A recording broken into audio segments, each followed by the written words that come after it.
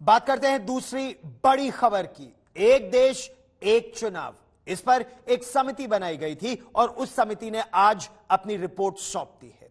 कोविंद समिति पूरे देश में एक साथ चुनाव हो, यानी केंद्र में भी और राज्यों में भी, इसकी सिफारिश की गई है। यह कहा गया है कि 2029 में, यानी 5 वर्ष बाद जो चुनाव होंगे, तो एक साथ राज्यों में भी चुनाव कराए जाएं और केंद्र में भी।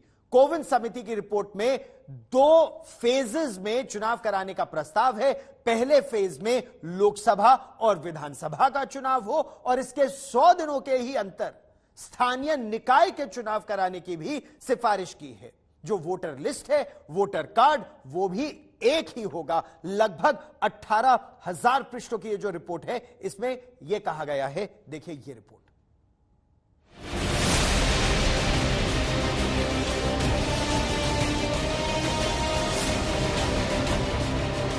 191 दिनों के मैराथन मंथन, तमाम संवैधानिक और कानूनी पेचीदगियों की पड़ताल और व्यवहारिक मुश्किलों पर गौर करने के बाद ये मौका आया है। कोविंद कमेटी ने राष्ट्रपति को अपनी रिपोर्ट सौंप दी है और इस तरह देश ने एक साथ चुनाव की चुनौतियों की तरफ बड़ा कदम बढ़ा दिया है। पहले 18,626 पेज की इस भारी भरकम रिपोर्ट की सबसे जरूरी सिफारिशों को जान लीजिए। कमेटी इस नतीजे पर पहुंची है कि पहले संविधान में संशोधन होगा, सिंगल वोटर लिस्ट तैयार होगी, सिंगल वोटर आई कार्ड भी होंगे, पहले लोकसभा विधानसभा का चुनाव होगा, 100 दिन बाद स्थानीय निकाय चुनाव कराए जाएंगे। एक राष्ट्र एक चुनाव की अवधारणा को लेकर 2 रिपोर्टें एक साथ जारी हुई हैं। यानी पहली रिपोर्ट देश के पूर्व राष्ट्रपति रामनाथ कोविंद की अध्यक्षता वाली समिति ने दी, उसके कुछ ही देर बाद विधि आयोग ने इसमें रिपोर्ट दी। दोनों रिपोर्ट एक दूसरे के पूरक लग रही हैं और ऐसा लग रहा है कि जो भूमिका 14 मार्च 2024 को लिखी गई है, उसका उपसंहार यानी उसके निर्णय, उसका नतीजा 2029 में दिखाई पड़ेगा।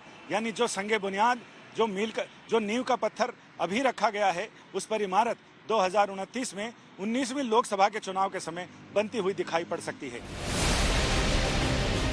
एक देश एक चुनाव बीजेपी का पुराना वादा रहा है और अब इस पर अमल की कवायद शुरू हो गई है। उसी की पहली कड़ी है ये रिपोर्ट, जिसे पूर्व राष्ट्रपति रामनाथ कोविंद की अध्यक्षता वाली कमेटी ने तैयार की है। इस कमेटी में एक से एक दिग्गज हैं।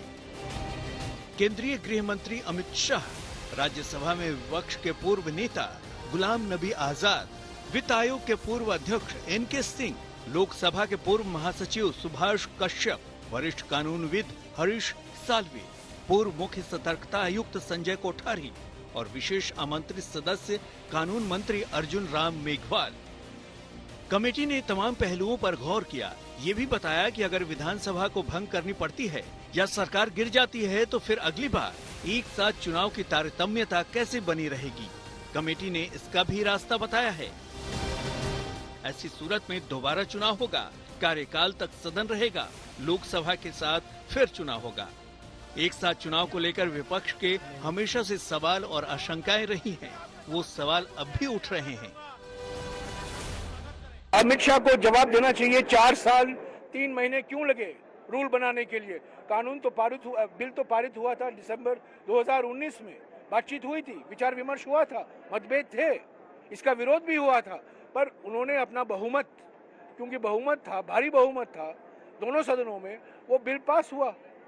4-6 महीने के अंदर या 1 साल के अंदर रूल आने थे। इन्होंने 4 साल 3 महीने लगाए हैं और ठीक चुनाव के 1 महीने पहले वो रूल की घोषणा की है। क्यों? क्या मतलब है? ध्रुवीकरण ना, ध्रुवीकरण। असम, पश्चिम बंगाल, केरला, तमिलनाडु, गुजरात किया है कि देश में एक साथ सारे चुनाव हो, उसका स्वागत करना चाहिए। माननीय प्रधानमंत्री जी भी, नरेंद्र मोदी जी ने कई बार इसके बारे में बात की है। इससे कई फायदे हैं, कई लाभ हैं। पहली बात तो कि एक साथ जब चुनाव होते हैं, जैसे पहले होता था 1951 से 1967 तक, भाई चुनाव की प्रक्रिया खत्म हो जाती थी, 5 साल में एक बार होता था। पूरा प्रशासन, राजनीतिक लोग, सारे लोग जो है काम कर सकते हैं, निरंतर काम कर सकते हैं 5 साल के लिए बिना रोक के। जो नीतियां हैं 5 साल तक ना उसमें काम चलते रहता है, कोई उसमें ब्रेक नहीं आता है, पैसे भी बचते हैं। तो ये तो स्वागत योग्य है, इसका राजनीतिकरण नहीं होना चाहिए, इसका स्वागत होना चाहिए। भारत जैसे विशाल मुल्क में एक देश एक चुनाव आसान नहीं होगा। संवैधानिक संशोधन की जरूरत होगी, संसाधनों का इंतजाम चाहिए, लेकिन अगर चुनावी झंझटों और खर्चों से बचना है तो ये निवेश भी नायाब है। संजय शर्मा, दिल्ली, आज तक।